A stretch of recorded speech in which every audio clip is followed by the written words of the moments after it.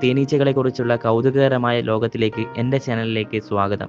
തേൻ ശേഖരിക്കുന്ന ഈ അത്ഭുത ജീവികളെക്കുറിച്ച് നിങ്ങൾക്കറിയാത്ത ചില ഞെട്ടിപ്പിക്കുന്ന വിവരങ്ങൾ ഞാൻ പറയാൻ പോകുന്നു. കേൾക്കാൻ തയ്യാറല്ലേ? നിങ്ങൾ എന്തെങ്കിലും ചിന്തിച്ചിട്ടുണ്ടോ ഈ തേനീച്ചകൾ എങ്ങനെയാണ് ഇത്ര മധുരമുള്ള തേൻ ഉണ്ടാക്കുന്നതെന്ന്? ഇത് ശരിക്കും ഒരു മാന്ത്രിക വിദ്യ പോലെയാണ്. ആദ്യം തേനീച്ചകൾ പൂക്കളിൽ നിന്ന് തേൻ ശേഖരിക്കുന്നു. ഈ തേൻ അവയുടെ വയറ്റിൽ പ്രത്യേക അറകളിൽ സൂക്ഷിക്കുന്നു. പിന്നെ കൂട്ടിലേക്ക് പറന്നെത്തിയ ശേഷം അവ ഈ തേൻ മറ്റു തേനീച്ചകൾക്ക് കൈമാറുന്നു. ഇത് പല തേനീച്ചകളിലൂടെയും കൈമാറി പോകും.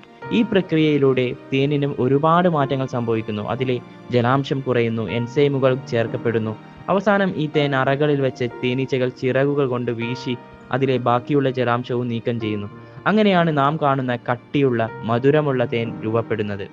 ഒരു തുള്ളി തേൻ ഉണ്ടാക്കാൻ ഒരു തേനീച്ച ആയിരക്കണക്കിന് പൂക്കളിൽ സന്ദർശനം നടത്തണം. തേനീച്ചകൾ എത്ര കഠിനാധ്വാനം ചെയ്യുന്ന അത്ഭുത ജീവികളാണെന്ന് ഇപ്പോൾ മനസ്സിലായില്ലേ? പ്രകൃതിയിലെ ഈ അത്ഭുത പ്രതിഭാസത്തെക്കുറിച്ച് കൂടുതൽ അറിയാനും ഇങ്ങനെയുള്ള രസകരമായ വസ്തുതകൾ കണ്ടെത്താനും എൻ്റെ ചാനൽ സബ്സ്ക്രൈബ് ചെയ്യാനും നോട്ടിഫിക്കേഷൻ ബെൽ ഓൺ ചെയ്യാനും മറക്കരുത്.